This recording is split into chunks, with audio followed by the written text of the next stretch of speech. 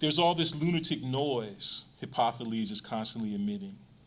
Lysis is his means and his end, which is interminable. And Lysis is named after the most beautiful young boy of Athens, whose name is Lysis, right?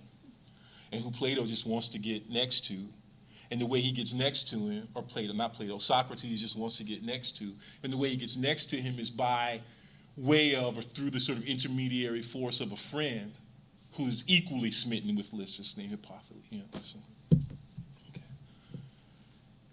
Lysis is his means and his end, which is interminable.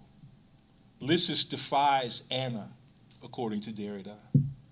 Madness is the condition within which the question of friendship and love arises.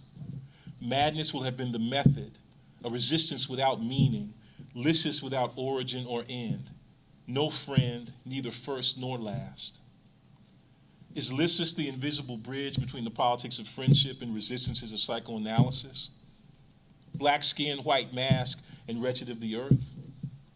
The body that questions, because it is a body that is in question, is an experiment. This generative and degenerative materiality, this unending differentiation, bears Hippothaltes' self-referential moan. Socrates auto-tunes it, but always in the interest of this interplay of questioning and unasking that is his socio-dramatic method. The matter for thought here is the matter of thought, which is to say, the madness of thought, fantasy in the hold, as Professor Wilderson has it, the witch's flight, as Deleuze offers it, for Kara Keeling's rigorous rematerialization. And this is actually a couple of little quotes from Plato. It's like, because what happens in the dialogue is that Socrates, sort of towards the middle of the dialogue, seems to come to a satisfactory answer concerning what the true nature of friendship is. Okay. And it sort of has to do with what it means to be a friend of thought, right? That we are a friend of wisdom and of thinking, and insofar as we are a friend of wisdom and thinking and the truth, that makes it possible for us to be a friend of something else, of any possible other thing, right? And here's what Socrates says: for myself, I was rejoicing with all the hunter's delight at just grasping the prey I had been so long in chase of, when presently there came into my mind, from what quarter I cannot tell, the strangest sort of suspicion, right? He's got to open it back up again.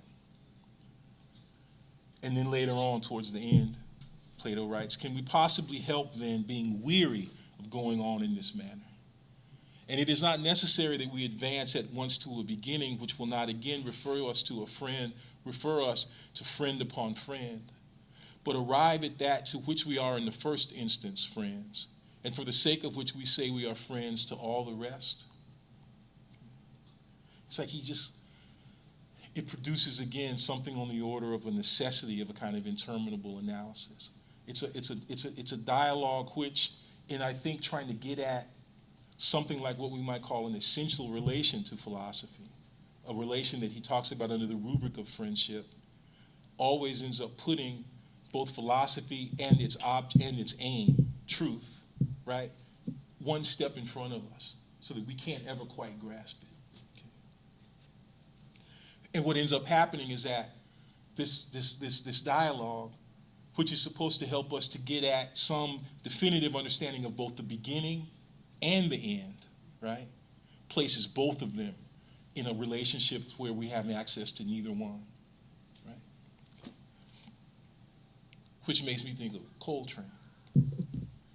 Train plays multiple lines in the same head, plays the same head multiple times because he doesn't know the one path to the essential. Right?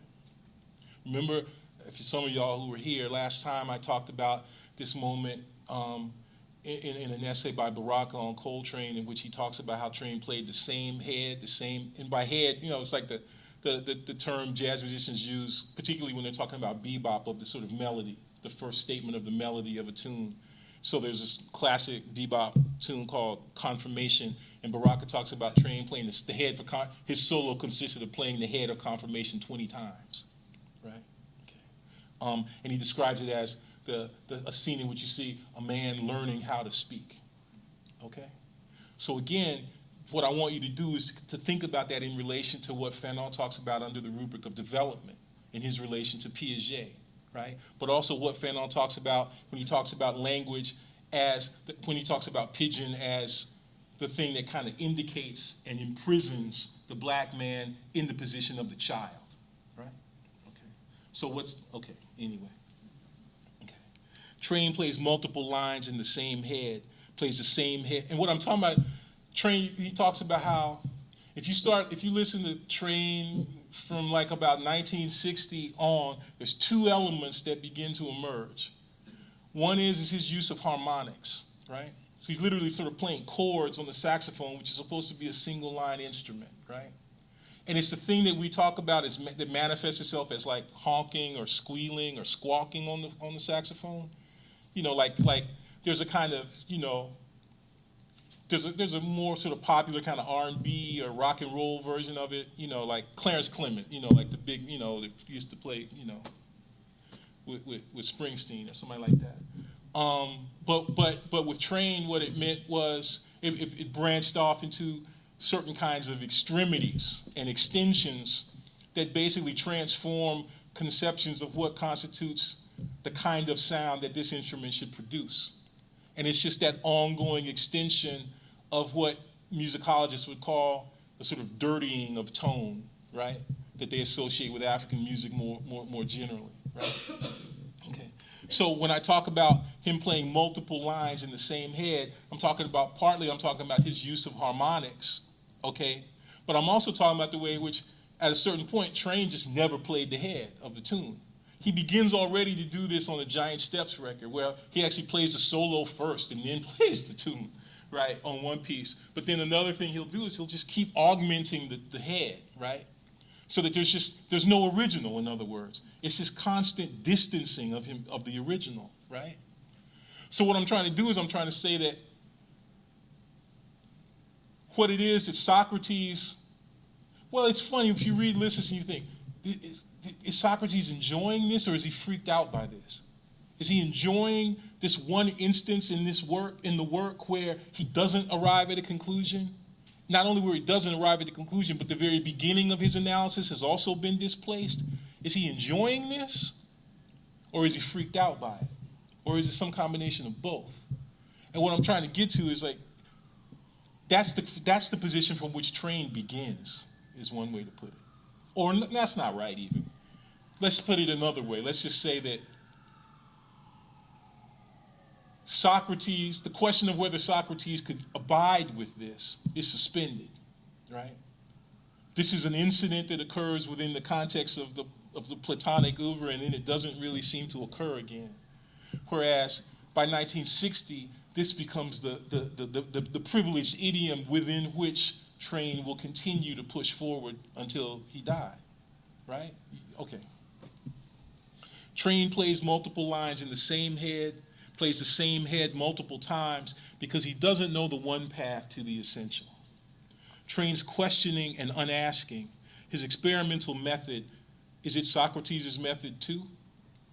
Train's fantasy, he dreamed his treasure. The problematic of analysis, of improvisation as self-analysis, the impossible co-presence of which Derrida speaks, of archetropic return and philolytic non-arrival, is that means and end, object and aim converge, Tao-like, in their mutual incompleteness within a social field, as ensemblic consent, where the first is displaced by the last,